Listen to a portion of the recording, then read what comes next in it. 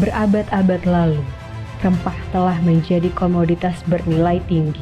Dari banyak kepulauan di Nusantara, rempah dibawa dan diperdagangkan dari lintas pulau ke berbagai penjuru dunia. Cita rasa rempah tidak hanya melabuhkan kapal dari luar Nusantara, namun juga menciptakan suatu titik dan jejak budaya yang kita sebut sebagai jalur rempah. Jalur rempah menjadi bukti nyata bahwa rempah tidak hanya berperan sebagai komoditas, namun juga andil dalam perkembangan peradaban dunia dan menjadi nafas kebudayaan bahari Indonesia. Inilah jalur rempah, jejak-jejak kekayaan bangsa di masa lalu yang terus digali dan direkonstruksi. Suatu program yang diusahakan secara kolektif untuk maju sebagai warisan dunia UNESCO.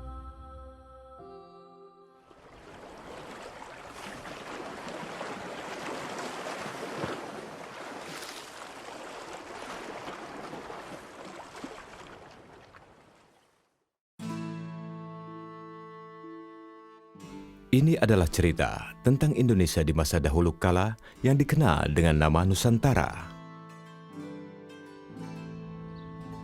Sejak zaman lampau, Nusantara telah dikenal sebagai daerah penghasil rempah-rempah, komoditi utama dalam perdagangan internasional di masa itu.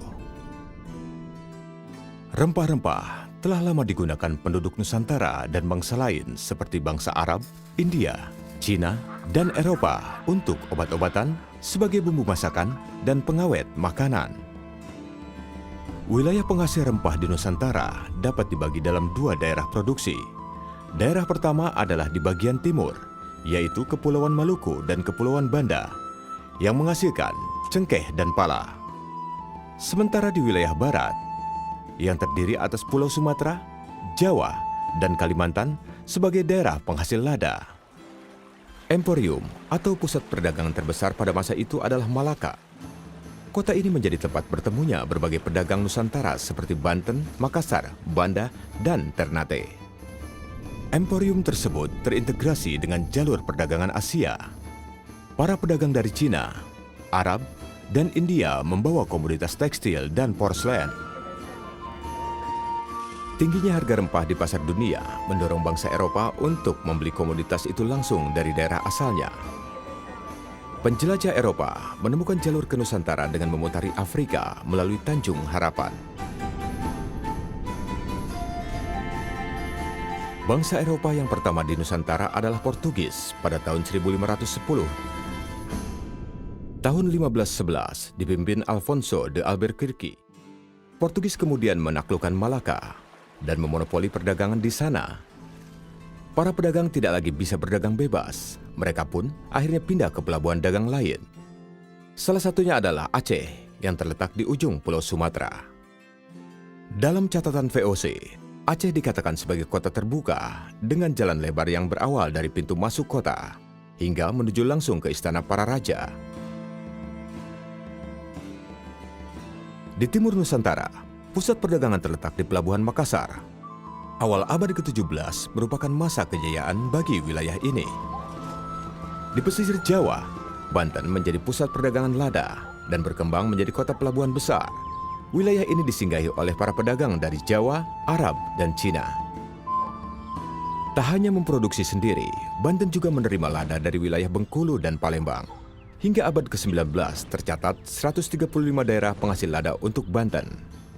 Pada tahun 1596, 4 kapal ekspedisi dari Belanda yang dipimpin oleh Cornelis de Houtman tiba di Pelabuhan Banten.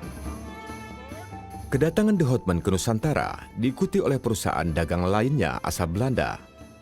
Guna mencegah persaingan tidak sehat, pemerintah Belanda kemudian mendirikan VOC pada tahun 1602.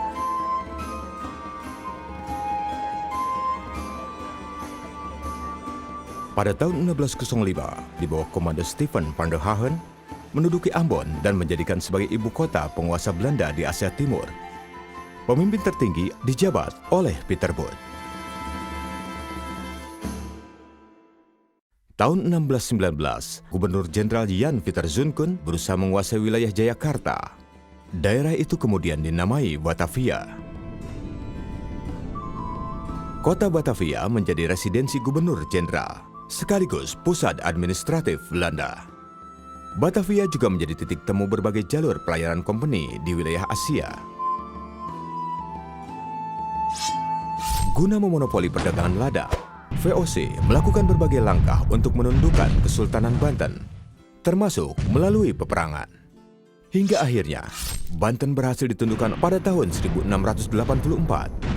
Pada pertengahan abad ke-17, VOC melakukan penyerangan ke Makassar agar dapat menguasai perdagangan rempah di timur Nusantara.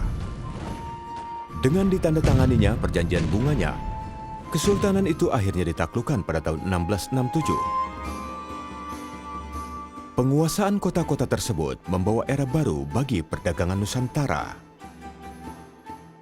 Pedagang Nusantara masih tetap melakukan perdagangan, hanya saja dengan rute yang lebih beragam.